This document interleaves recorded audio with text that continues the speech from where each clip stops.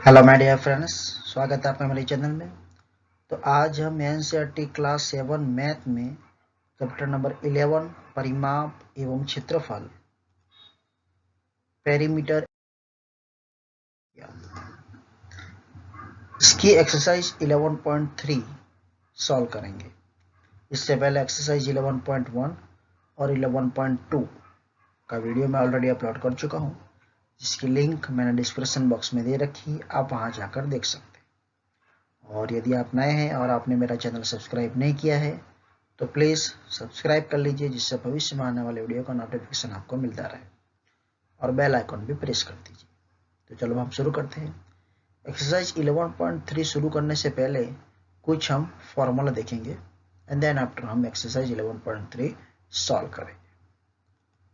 तो ये सर्कल है बराबर, जिसे वृत्त कहते हैं, और ये वृत्त के केंद्र बिंदु से वृत्त को छूती हुई जो लाइन होती है बराबर, उसे हम त्रिज्या कहते हैं। और वृत्त के केंद्र बिंदु से वृत्त के दोनों ओर जो टच होती है उस लाइन को हम व्यास कहते हैं। यानी ये जो ब्लू वाली लाइन है वो हमारी व्यास है और ये त्रिज्या है। अगर मैं यहाँ से ये जो सेंटर पॉइंट है बराबर, ये इसका वृत्त का केंद्र बिंदु है। वृत्त के केंद्र बिंदु से ये त्रिज्या हुई, अगर ये भी त्रिज्या होगी, ये भी त्रिज्या होगी, ऐसे असंख्य त्रिज्या होती है बराबर, ठीक है।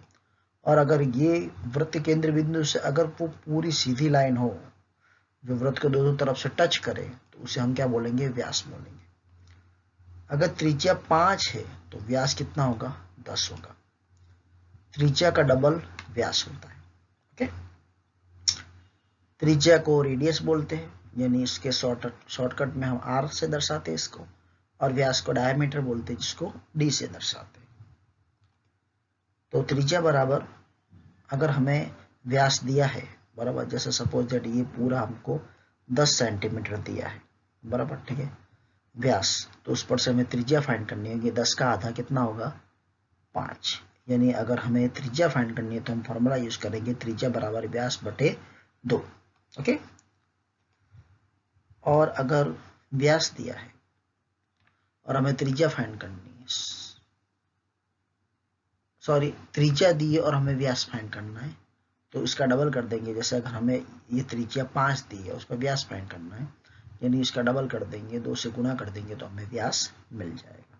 ओके, फिर वृत्त की परिधि, जैसे इसकी चारों ओर बाड़ लगानी है या रस्सी बांधनी है बराबर, ठीक है, तो उसका फॉर्मूला होता है 2 पाई आर। अब ये जो पाई है इसकी वैल्यू हमेशा हमें 22/7 लिखनी है। ओके, और उसकी दूसरी वैल्यू 3.14 भी होती है बराबर। आपको क्वेश्चन में दिया होगा 22/7 लेना है या 3.14 लेना है। अभी आपको कक्षा 7 में मतलब 22/7 पे ही ध्यान देना है बराबर, ठीक है।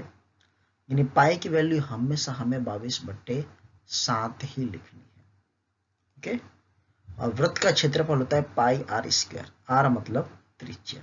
ओके, अब ये त्रिज्या को हम आर से दर्शाएंगे और व्यास को हम किससे दर्शाएंगे, डी से दर्शाएंगे। तो इन फॉर्मूला का उपयोग हम सम सॉल्व करने के लिए यूज करने वाले हैं। चलो तब हम शुरू करते हैं एक्सरसाइज 3।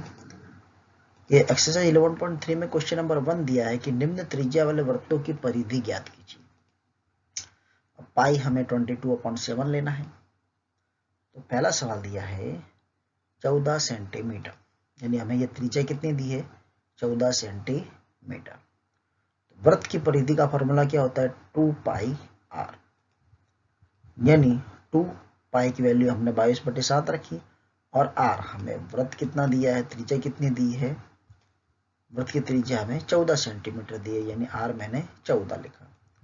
अब इससे मैं इसको काट दूंगा तो 7 दूनी 14 हो जाएगा, यानी 2 गुने 22 गुने 2, यानी 2 गुने 22 गुने 2 बचा, यानी इन दोनों का गुणा किया, 22 दूनी 44 मल्टीप्लाई बाय 2। अब 44 गुने 2 करूंगा, यानी कितना मिलेगा मुझे, 88 सेंटीमीटर। ओके, नेक्स्ट सम, यह दिया है 28 mm, यानी हमें त्रिज्या दी है। बराबर, अब इन सब में क्वेश्चन नंबर 1 में हमको त्रिज्या दी है, यानी r हमें कितना दिया है 28 mm।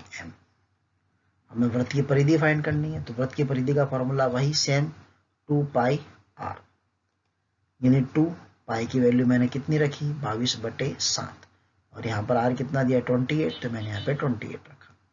इसको डिवाइड करूंगा तो 7 4 जा 28 होता है, 7 चौक 28। अब 2 गुने 22 गुने 4,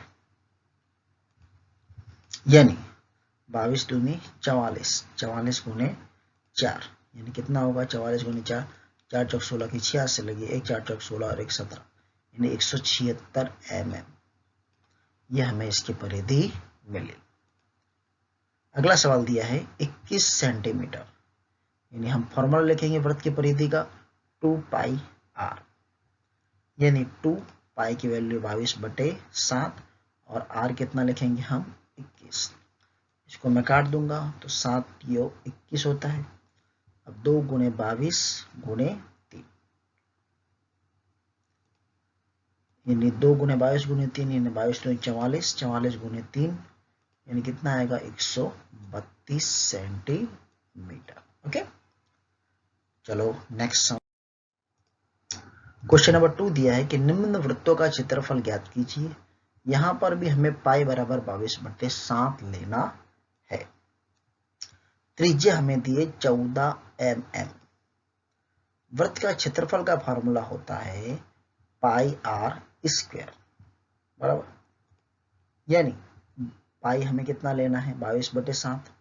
अब ये r स्क्वायर है, या तो मैं इसको 14 का स्क्वायर लिखूं या इसको 2 बार लिखूं, बराबर, इजी हो जाएगा, कैसे भी लिख सकता हूं। तो मैं इजी तरीके से 14 गुने 14 लिखता हूं। ओके, यानी r है वो डबल बार लिख लिया, यानी r स्क्वायर, यानी 7 दूनी 14 हो गया।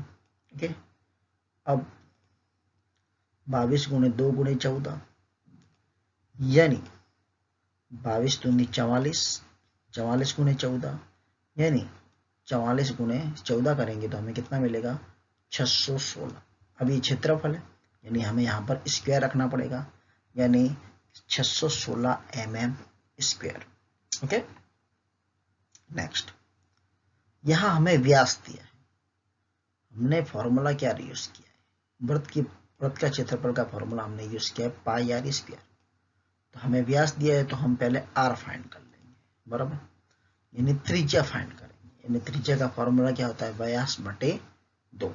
ओके, अगर आपको ऐसा लिखना हो तो ऐसे भी लिख सकते हो r = d/2, बराबर, r मतलब त्रिज्या, d मतलब व्यास, यानी यहाँ पर हमें व्यास कितना दिया 49/2, यानी 24.5। इसको मैं डिवाइड करूंगा तो 24.5 मुझे त्रिज्या मिलेगी। अब मैं वृत्त का क्षेत्रफल फाइंड करूंगा। वृत्त का क्षेत्रफल का फॉर्मूला था पाई r स्क्वायर, यानी पाई की वैल्यू 22/7, r कितना है हमारा 24.5, तो 24.5 मल्टीप्लाई बाय 24.5। अब ये पॉइंट में हटा दूंगा, ये पॉइंट मैंने हटा दिया, यानी अपॉन में कितना आएगा 10, यहां से भी पॉइंट हटा दिया, यानी अपॉन में मैंने कितना लिखा 10। अब मैं इसको भाग देता हूं तो कितना आएगा 7 योग 21, 3 बचा 7 5 35, 35 आएगा, बराबर, यानी अब मैं आगे क्या लिख सकता हूं, ये 22 मल्टीप्लाई बाय 35 बटे में 10 और 245 बटे में 10।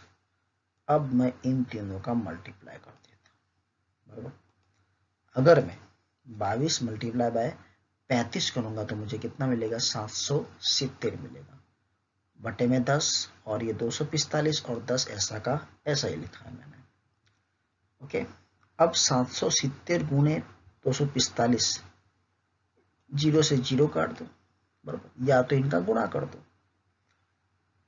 तो यहां पर मैंने इनका गुणा कर दिया, 770 गुने 245, यानी मुझे 1,88,650 मिलेगा, 10 गुने 10 यानी 100। अब मैंने 0 से 0 काट दिया, फिर 1 से के बाद पॉइंट लगा दूंगा, यानी मुझे कितना मिलेगा 1886.5। अब ये हमारा क्षेत्रफल है, यानी मैं क्या लिखूंगा इसकी यूनिट मीटर स्क्वायर। ओके, अगला सवाल। अब यहाँ पर हमें त्रिज्या दी है, यानी डायरेक्टली आर दे दिया है, यानी वृत्त का क्षेत्रफल बराबर पाई आर स्क्वायर, यानी 22/7 पाई। आर कितना है 5, यानी 5 गुणे में 5। अब ये कट नहीं रहा है तो गुणा कर दो, कोई बात नहीं। 22 पंचे 110 मल्टीप्लाई बाय 5, यानी 550। 110 गुणे 5, 550/7। इसको डिवाइड करना हो तो भी कोई दिक्कत नहीं है, और ऐसे लिखना हो तो भी कोई प्रॉब्लम नहीं होगा। नेक्स्ट अगला सवाल दिया है, यदि एक वृत्ताकार शीट की परिधि, ये शीट है बराबर, की परिधि 154 मीटर हो तो इसकी त्रिज्या ज्ञात कीजिए और शीट का क्षेत्रफल भी ज्ञात कीजिए। यानी शीट जो है वो गोलाकार में है, वृत्ताकार में। पाई बराबर 22/7 लेना है हमें। वृत्त की परिधि हमें यहाँ पर 154 मीटर दी है। वृत्त की परिधि का फॉर्मूला क्या होता है 2 पाई आर। यानी मेरे पास वृत्त की परिधि है और पाई की वैल्यू है, यानी मैं आर फाइंड कर लूंगा। यानी मैंने लिखा वृत्त की परिधि 154 इज इक्वल टू 2, पाई की वैल्यू 22/7 मल्टीप्लाई बाय आर मतलब त्रिज्या। अब ये डिवाइडेशन में तो मल्टीप्लिकेशन में जाएगा और ये दोनों नीचे जाएंगे, यानी इसका सिंप्लीफिकेशन करूंगा, यानी 154 मल्टीप्लाई बाय 7 बटे में 2 गुणे 22 बराबर 8। अब 2 से इसको मैं भाग दूंगा तो कितना आएगा 2 सत्ते 14, एक बचा, यानी 2 सत्ते 14, यानी 77 मल्टीप्लाई बाय 7/22। अब ये दोनों जो है वो 11 के पढ़े में आते हैं, यानी 11 दूनी 22 और 11 सत्ते 77, यानी कितना आएगा 77 मल्टीप्लाई बाय 7 डिवाइड बाय 2, यानी 49 डिवाइड बाय 2। इसको भाग दूंगा तो कितना आएगा 24/5 मीटर। तो ये हमारी त्रिज्या मिल गई। अब मैं वृत्त का क्षेत्रफल फाइंड करूंगा, यानी वृत्त का क्षेत्रफल, अब मुझे त्रिज्या मिल गई, वृत्त का क्षेत्रफल फाइंड करना है मुझे। इसका फॉर्मूला होता है पाई आर स्क्वायर, यानी पाई की वैल्यू 22/7, आर हमारा कितना आया 24.5, यानी 24.5, आर 2 टाइम है तो मैंने 24.5 मल्टीप्लाई बाय 24.5 रखा। अब पॉइंट हटा दूंगा, यानी कितना आएगा, यहाँ से पॉइंट हटाऊंगा तो अपॉन में 10, यहाँ से पॉइंट हटाऊंगा तो अपॉन में 10। अब 7 से इसको मैंने भाग दिया, 7 दियो 21 और 7 पंचे 35, यानी कितना आएगा बराबर 35 आएगा इधर। ओके, यानी 22 मल्टीप्लाई बाय 35 बटे में 10 और 245 बटे में 10। अब इन दोनों का मैं गुणा कर दूंगा, यानी कितना आएगा 770 बटे में 10 मल्टीप्लाई में 245 बटे में 10। ओके, अब इस दोनों का गुणा कर दो 770 और 245 का, यानी कितना आएगा 1,88,650। अब 0 से 0 काट दो और ये 10 से डिवाइड करो, यानी एक संख्या बाद पॉइंट, यानी हमारा आंसर कितना आएगा 1886.5 सेंटीमीटर। ओके, ये हमारा आंसर है। नेक्स्ट अगला सवाल दिया है कि 21 मीटर व्यास वाले एक वर्ताकार बगीचे के चारों ओर माली बाड़ लगाना चाहता है। खरीदे जाने वाले आवश्यक रस्सी की लंबाई ज्ञात कीजिए। यदि वह 2 पूरे चक्कर की बाड़ बनाता है तो 4 रुपये प्रति मीटर की दर से रस्सी का व्यय ज्ञात कीजिए। पाई बराबर 22/7 लीजिए। यानी हमें यहाँ पर व्यास दिया है, बराबर वृत्ताकार बगीचा है, तो व्यास बराबर 21 मीटर दिया है, तो त्रिज्या बराबर आर फाइंड करना है तो हमें d/2 यानी 21/2। ये मैंने डायरेक्टली पुट कर दिया। अगर आपको पॉइंट में लिखना हो तो आप 10.5 लिख सकते हो। ओके, मैंने पॉइंट इसलिए नहीं रखा क्योंकि आगे सम डायरेक्टली मेरा इजीली सॉल्व हो जाएगा। बराबर बगीचे की परिधि का फॉर्मूला होगा 2 पाई आर। यानी 2 पाई की वैल्यू 22/7 और r कितना 21/2। अब ये 2 से ये 2 कट और 7 दियो 21 होगा, यानी 22 गुणे 3 यानी 22 गुणे 3 यानी कितना आएगा 66 मीटर। अब ये बगीचे का एक वृत्ताकार, लेकिन वो कितने 2 पूरे चक्कर में बाड़ लगाना चाहता है, बराबर, ठीक है। यानी यदि वह 2 पूरे चक्कर की बाड़ बनाना चाहते तो रस्से की कुल लंबाई कितनी होगी 2 × 66 यानी 132 मीटर होगी रस्से की लंबाई। अब रस्से का खर्च ज्ञात कर दो 4 रुपया प्रति मीटर की दर से, यानी 1 मीटर की दर से 1 मीटर का दर से रस्से पर व्यय 4 रुपया है, तो हमारे पास कितना है 132 मीटर। तो इसका व्यय कितना होगा, यानी 132 गुणे 4 करेंगे तो हमारे पास कुल व्यय कितना आएगा 528 रुपया। Okay, thank you for watching video.